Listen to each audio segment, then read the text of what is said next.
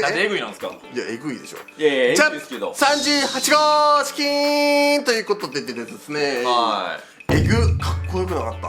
い。いや、エグかったよ。サンジとゾロ、エそうグかっこよくない？そう、花形ですからね。さあロビンちゃんがね、海賊の両翼にということを言ってたわけだけど、言ってました。ふさわしい。ちゃんとそこのロビンちゃんのセリフが回収されるまでのこの鮮やかさ。いや、そうなんよ。ね、みんな最終ページちょっと見てよ、いや、ちょっと。これめちゃくちゃ良かったよ。あのね、ゾロが本当に満身創痍で、そうそうそうそうなんか治療したけど全然復活してくれへんかったやんか。うん。それなのに最後のページでこんなね、ズバいく？いや、もうすごいよね。そう、なんならパワーアップしてる感するやんか。もう見事に花形だよいっていう。もしかしてマルコのあ、マルコの真似ですけど。花形登場だよいなんやけどな。あ、まあまあまあいいんですよ。なんで間違えちゃったの？しかもさ、サンジとゾロがね、技を出してるんだけど、んちゃんと飛んでる感じがいいんだよ。いや、そうっすまさにね。両翼なんですよ。なるほど。あ、なるほど。そう確かに。もうこのぶっちぎってる感じ俺めちゃめちゃ好きで、サンジもさ、今までさ、はい言ったら大看板2人をね、同時にやってたやんか。そうですね。ちょっとしんどそうやったやん。うん。こっから2人とも立ち直るってすごいなと思ってて、うんだからチョッパーのね、はい治療の甲斐あってよかったなと思ったんだけど違ったんだよ。いや、そうごめん、全然理解できへんかった。最後のこのセリフ、おいぐるぐる、この戦を制したらよ、ああ見えてくるな、ルフィが海賊王になる姿。ここなんだよね。ルフィを海賊王にするために自分たちが両翼となって戦ってるっていうのがめちゃくちゃよくわかんない。いや、めちゃくちゃいいね。ねえ、あいや思い返せば今までいろんなボス戦あったけどさ、ルフィ船長のためにさ、この2人は戦うわけやんか。おちょっとまあ映画の話になっちゃうねんけど、ストロングワールドとかでもルフィがちゃんと指揮を終えるように、そうっすね。そうゾロとかがパッとこう止めたりするやんか。うん。そういうのがかっこよすぎて、そう。もちろん戦いの必殺技とかもかっこいいねんけど、そこでちゃんと船長を立てる2人の姿がめっちゃかっこいいのよね。いや、いいね。そうだからエグかっこいいなと思って。いや、今回ほんまに。あんなにねストーリーが進んだわけじゃないじゃん。まあ、確かに最近描かれなかった人たち全員集めましたみたいな週やったね。何その甘栗向いちゃいましたいやいや、そういう感じの週だったでしょ。いやそうなんやけど、うんまあちょっとじゃあ1ページ目からいこうかな。はい。2022は花形登場ということでね、ね。はい、これ読んだ時に花形登場ってことはおついにルフィ帰ってきたんかな思って。あ、そういうことか。うん、あだってこびっくりしたの時にはゾロとサンジって思わへんいやいや、ほんまにほんまに。どう思った？で僕は銭形出てくるんかなと思いましたね。何だよ花形なんですけど。あ、そうでしたね。視聴やめないでよほんまにこれからやから面白い。そこからですから。はい、1ページめくりまして、めくりました。百獣海賊団3万人に対し侍海賊連合軍5400人討ち入りということで、そうそうそうそう。これさチラ見せの時から言おうと思ったんだけおどうさ、中央メインになってるこの侍の人たちはい。特殊ななんか武器使うとんやんかそうで俺これすごく好きで、はいはい。わざわざこいつめちゃくちゃ目立たせるやん思って。おお。この武器なんていう名前か覚えてる？モーニングスタあ、モーニングスターわかんないけど、うん反対側は鎌なんですよね。鎖鎌の一種みたー。いな。ああ、はいはいはいはい。もしくは分動鎖っていうのだったかな。ああ、そうですね、ありますね。分動の方ぐるぐる回って飛んでるから、この前の佐々木のヘリケラトップスみたいに回転させてこいつちょっと飛んどるかなみたいなそれがすげえ面白かったよ。いや待って、多分俺らだけやでここに1分ぐらい使ってる。何を陽気に回して空飛んでんねんみたいな。俺これがすげえ今回めっちゃ面白くって、なるほど。ちょい見せの時からこいつなんか重要なやつなんか思ってました。なるほど。はい、で状況が説明されてるんですけども、はいなるほど、こういう風に屋敷の中で戦いがこの場所で繰り広げられてたよね。そうですね。はい、その兵力差はお玉のきびだんご作戦と侍海賊たちの前線によりみるみる縮まり、次ですよ皆さん。屈強な敵幹部飛び六砲は全滅。そう、もうこれでね、僕たちの大好きなフーズフーの頭も割れておりまして、残念ながら悲しいなっていう感じなんですけども。そうなんだよ。フーズフーがここで全滅っていうところに書かれてた瞬間からフーズフーさん今週は何も喋ってくれへんねんみたいな。そうだからちょっともうちょい店からもうフーズフーが喋ることはないんやなっていう。そうここであえてウルティとかは載ってないねんけど、全滅って書いてあるってことはウルティとかも決着がついたってことでいいのかな。まあさすがにね。ね、うんあいつらって本番なんかやっぱ覚醒してるんやと思うけど、ゾーン契約からゾーン系がやっぱ覚醒したら異常な回復力とタフさって言われるやんか、ほんと絶対倒れへんイメージあんねんけど、いやそうなんよ。そうこれはもう全滅でいいんですね。そうね、まあいいんでしょでもね俺ちょっと気になっちゃったんだけど、フーズ風見てほしいんやけどな、はいはい割れてんじゃん上ね。仮面もね。はいじゃあもし意識を取り戻して珍獣型か獣型かしてるわけじゃないですか。これがもしまたあくび我慢したあくびをさ皆さんこうやって早めにする生徒みたいにあくびこうやってごまかしてましたこの人は。でフーズフードはいもし人間の形に戻ったら、はい割れてるから、うん素顔見えんじゃねと思って。ああじゃあいよいよ言われとったお原に来とった人なんちゃうんかとか。俺はお父さん説を押すねんけど、うんその詳しい説明についてはこちらの回をご覧ください。こういうことです、まあ、ちなみにね今回飛び六法全滅ということでね、まあ、こいつがクソ弱いやんけと思った方はねこの一昨日の動画を見てくれたらと思います。あんただけやでそんなほんま弱くないよ別に飛び六法は。ここの飛び六法の活躍とかもね考えて言ってるのでよろしくお願いします。でもさごめんねここで深掘りばっかしちゃって、はい CP9 とかもそうやんか、うん全員が全滅した感じだけどもその中でも活躍する人へばる人とか確かに分かれたりとかするし、うんだからこの中でもしかしたら誰か麦わらの一味側につく人もいるかもしれないし、まあ、ありえますよね。そうまあまあちょっとまあドレイクはいるんでそれはちょっと分かんないですけど、全滅っていうことはいよいよちょっと佳境になってんだなと。そうようやくねすごいね僕たちとか、まあみんなもそうだと思うんだけどワロクに入った時にマッチアップ予想 100% 正解してる人いないでしょ多分もう。これは当たらん。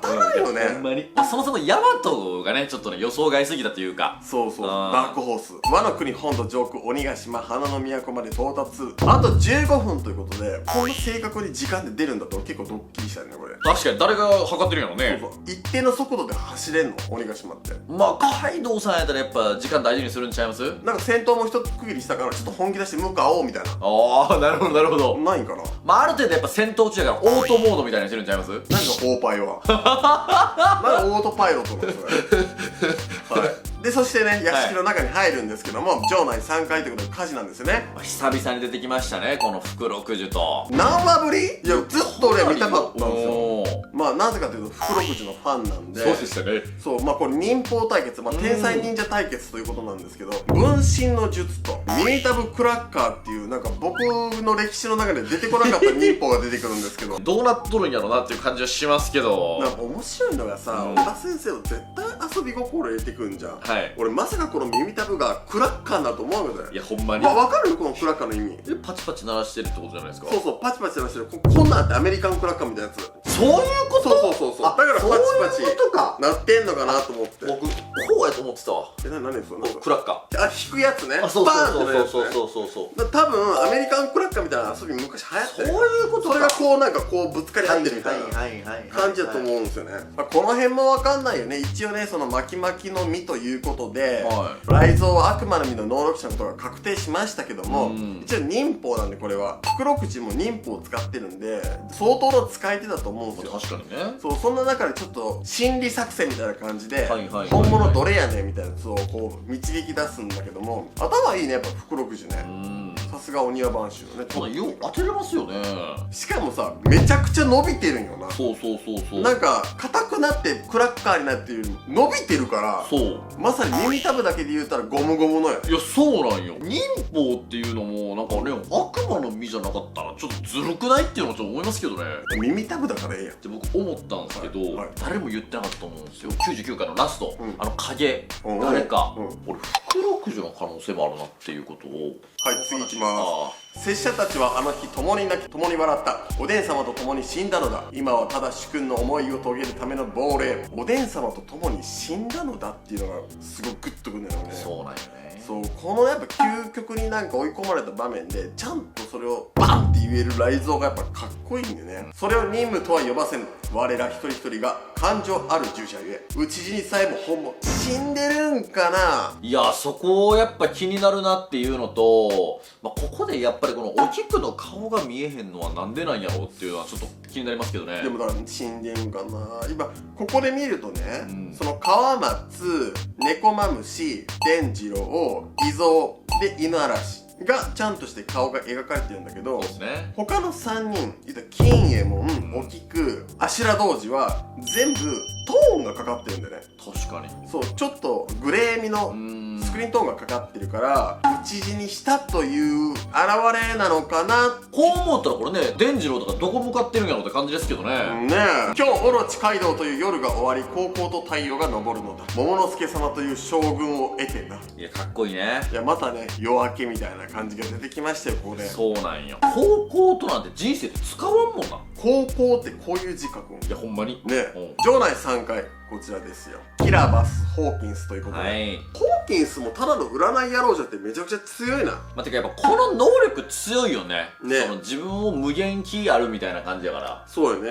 そうその用意した分のわら人形分だけ自分の身代わりになれるってことだけど、だから相当キラーも多分倒してるわけじゃん。いや、そうね。で、命に同情するって言ってるから、もうそれが誰かの失われる命って分かってるんやけど、目の前の相手を倒さなあかんからどんどん切っていくんやけど、これがまさに面白いんだよね。わら人形やから稲刈りの感じなんですよ、ちょうどこれが。確かにね。カマになってだから相性いいよね、多分ね、キそう、ラー。相性いいはずなんだよね。でもわずかだが重要なのは誰の命か。こちらですね、今傷つけたわら人形がですね、船長キッドの身代わりなんですね。いや、もう僕はね、怒ってますよ。なんでもうキッド、もうなんでお前はホーキンスごときに出し抜かれてしまうんやと。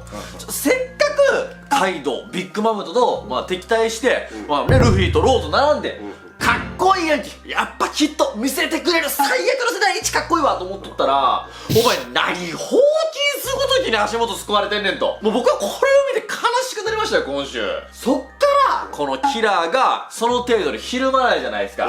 だから何か打開策があるんちゃうんかなと思って、もうかなりちょっと楽しみですけどね。ここでね、新しいそのわら人形がキッドだったわけでしょ。はい。俺これね、もっと早く言っときゃいいと思うんですよ、はったりで。え、お前が今戦ってる相手、お前んところ船長のやでっていうのを、ここまでわずかな替えがなくなってから言うんじゃなくて、一発目のわら人形の時言っとけ、精神攻撃で。もう確かに。そう、嘘かどうかは分からんけど、ほんまかもしらんやんか。それ確かに手出しできなくなるやんか。絶対キラーの性格を考えると。なんでバカ正直なんだろうと思って。なんでやろね。もしくは一発目にキラー出すとか。確かに。アホなんちゃう。お前の手で知らずにキッドを殺させるのも水魚の一挙にいいが、手を出せなくなったお前を官房するのも面白そうだろうって結構余裕そうなんですけど、お前が俺を仕留められる時はお前の手でキャプテンを殺した時だ。これ残酷やわ。さあ京次郎苦しゅうないぞ。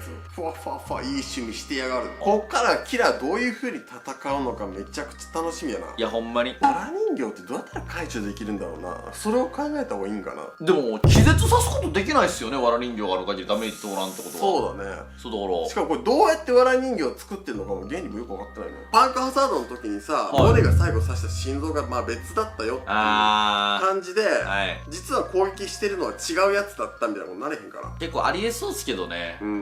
そしてドクロドームライブフロアって一番盛り上がってるところなんですけども、はいやっぱり大看板で2体いるからね、ここね。いや、これ結構ね、もう週末というかね、もう終わりって感じの光景よね。俺やっぱりキング好きやわ。おお。敵として圧倒的にかっこいい、なんか力が強いしな。サンゴロウさん大丈夫かということでサンジももう満身創痍なんですけど、そうやね。そうでそこでね、もうサンジを気遣う緑ミイラっていうまたね新しい名前がついたのももう好きなんです。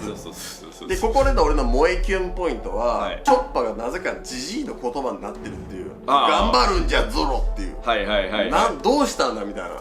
前のチョッパーの状態がもう続いてるんちゃいます？そうだからそうなんだけど、なんでこういう状態でも言えるんだろうみたいな。なるほどね。そうなんかチョッパーってはいはい最初にブラキオタンク乗った時もチョッパー司令官みたいなやってたよ、こうやってやってた。その状況に合わせて適応しちゃうでしょ。なん確かに確かに。そのチョッパーがいつも萌えキュンポイントです。確かに確かに。僕はここでね、慌ててる宮城先生が好きですけどね。宮城何気にすごい活躍してるからね。そもそも渋滞ですのでつって。そしてね、マルコもね、彼はもう体の限界だ、俺たちがやるしかねえということで。いや、そう、ねやっぱりマルコがもうここでね、結構もうボロボロになってるっていうことは、それこそ猿犬記事の記事はやっぱりマルコじゃないんじゃないのかなっていう、そう、このカイドウを一緒に倒すメンバーになり得る。トラ君のこの説についてはこちらの動画ね、はい詳しく説明してるのでご覧ください。ぜひ見てください。はい。で、ここでまさかのね、ペロリンがまた来るんですけども、そうペロリンは絶対ミンクの手によって葬り去ってほしいと思ってたんで、ほんまにほんまに。ここで猫がちゃんと退治してくれそうな感じがいいよね。そう。多分ようやくこれいいでしょ。ペドロの敵ぜよっていうのももちろんあるんやけど、キャロットとかの敵でもあるわけ。いや、ほんまにほんまに。もういい加減ペロリンは倒れてほしい。いや、さすがにね、こいつめちゃくちゃ原始的な弓使ってんのに、ちゃんとこの狙い定めるスコープどっから出たんやとそうずっと思ってこれはね、前も思った。うん。そういう目してんのみたいな。そう。そしてですね、キングが立ちはだかるんですよ、ゾロの前に。まさかのマルコ先生が昔話をしてくれるんですけども、聞いたことあるぞ、昔々赤い壁のその上に発火する種族が住んでいました。これはなんか急に昔話をしてる感じのマルコ、めっちゃ粋じゃない？いや粋火炎のキングか。これ赤い壁ってこれはレッドラインのことでことでしょうね。オッケー。これ皆さん、その上に発火する種族って何？そうなんか僕2パターン思って、そのマレージョはもともと住んどった人たちがこいつらなんかなと思ったのと、でもう一個はレッドラインの上っていうことはそこにやっぱり空島があったんちゃうんかなと思ったんですよね。これニュアンス的に難しいよね。そうレッドラインのその上に住んでますよっていう例と、レッドラインのその上っていうパターンだからマジでそれこそめっちゃ言われてるけどビルかなんちゃうんかとか、そこで今いよいよ出てきたなとこの話題と思ったんですよね。発火する種族って何？キングって初めて会った時も謎だらけなんですよね。なぜか唯一黒い羽を持っている。でプテラノドンで飛んでいる。で黒い服がインペルダウンの監視たちに似ている。でなぜか燃えとる。情報量多いんよ、ビジュアルが。その謎がちょっと分かってくんのかなみたいな。であとね、この仮面が外れた時にもしかしたらすごいね重大な人物の顔に近いとか、そういうことも全然ありえますからね。獅子王誠はそれこそさ、包帯にぐるぐる巻きにされとったけど、めっちゃやけどしてるかもしれない。いやありえますよね、本当に。他にもいるんかな。絶滅してしまった可能性あるかもしれないですけどね。そうでもね、ここでちょっと一つ注目ポイントなんですけど、発火するっていうことがこんな堂々と語られちゃったら、メラメラの実とはってなるよ。それは本当にそう。そう、この次のコマでもさっさとくだばれ白ひげ海賊団って言ってるところで持ってんの、火の塊を。そうそれもしかして投げれたりすんのっていう。これちょっと本気で大きくしたら炎帝とか作れちゃう？もしかして。いやいや、炎帝作れたらもうメラメラの実なんもないやん。でもわざとぶつかり合う感じを作っちゃうのと思って。エレクトロみたいなノリなんじゃないですか。エレクトロみたいなゴロゴロよりは少ない。そう少ないけどちょっと電気出せますよみたいなノリで、ちょっとぐらいの火やったら使えますよみたいなマッチの感覚。そうだから火は起こせるけどめっちゃなんかガスバーナーみたいな方は無理やみたいな。そう、だから大文字は無理やけど火の粉ぐらいやったらいけますよみたいな。なんで京都出てきたん急に。例えばポケモンのそれやったんですけど、すいません分かりにくくて。ここでですね、なぜかマルコが降参するの。おお、降参だ。いや、マルコってでもこういういちいち動きがかっこいいのよ。かっこいいよね。おお、真似したくなるねこれね。ここでね、バリバリバリバリって言ってゾロがバリバリバリって包帯なんか切れてる感じするやんか。俺超常現象から思ったよ最初は。これさ、魔族転生するユウスケから思ってさ、そこで花形登場だ良いということで、見ろあれ、うわ復活したって、この辺がかっこいいんだよなんか。そうで、ここでね呪術廻戦のパンダも見事描かれてまして、これあの時のパンダっすか。あの時のパンダ大活躍中ですよ、やっぱりジャンプで。そうですか。三刀流煉獄鬼ディアブルムートンギリショット。全然呼吸合うてへん。合わなかったですよね。もう一回行きましょう。ディアブルムートン煉獄ショット。短いですね。そっち短いですね。もう一回行きましょう。せーの。ディアブルムートンショット。誰が求めてんのこれ。これは疲れてるな。まあこんな一発でね、その2人を乗せるわけはないと思うんですけど、はい、これみんなが見たかった両翼の姿じゃないですか、まさに。そう、しかもようやくね、このゾロとキングが戦ってくれるという、剣士同士だから絶対戦うでしょって言い続けてたのが、ここではようやく叶ったなっていう。そう、これね、もう相性もいいんだよね。なんかね、クイーンがやっぱ機械ガチャガチャしてる人間やから、逆にキングを刀で退治する。で、もう一方のキングが炎を出せるから、ちゃんとディアブルジャンプで燃える炎で戦ってる。そうね。その辺がなんかおしゃれなのと。そして最後、おいぐるぐるこの戦を制したらよ、見えてくるのはルフィが海賊になる姿。もう海賊王まで近いんかな、ほんま。近いでしょ、さすがに4個倒したらね。今週面白かったね。いや、面白いな。どうでしたか皆さん。いや、本当にこれもうおにぎりとムートンショットっていうのもね、これやっぱいいんですよね。もう小難しい技ね、出さんでも。そうこの初期からもある技の進化系で、ちゃんと言ってるということで、来週どっち来ると思います？このゾロとサンジの続きか、ヤマトサイドか。いや、ヤマトサイドをなんとか片付けないとルフィが来れないと思うんだよね。確かにまあそっちに行くんかなって。次回救済じゃないんですよね。だから桃之助と忍のやり取りもね、これなんかルフィ走ってたけど、じゃあ桃之助大人になってへんのとか、あの辺もちょっと気になりますけどね。気になるよね。ということでですね、明日はですね、のすけさんを含みまして、はいまたジャンプの深掘り動画を出したいんですけども、飛び六方戦結局決まり手どうだったのとか、誰が戦ってどうなってたんだったっけみたいなまとめを近く出そうと思ってますので、それをお楽しみにしてください。楽しみだよ、見たいよっていう人はいます、高評価お願いします。そうっす。そして通知ボタンオンのチャンネル登録しといてください。ベルマークにしといてください。ベルマークオンにしといてください。いますベルマーク集めてます。下ベルマーク集めてます。信用した。はい。ベルマーク集めてますないの。あ、それちょっと意味変わってくるな。ちょっと古いねん。なんでベルマーク集めてますって。何をもらおうとしてんのそれ。下ね、みんな。お願いします。See you.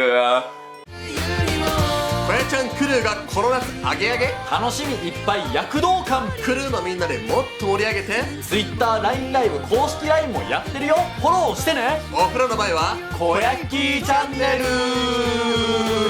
ル。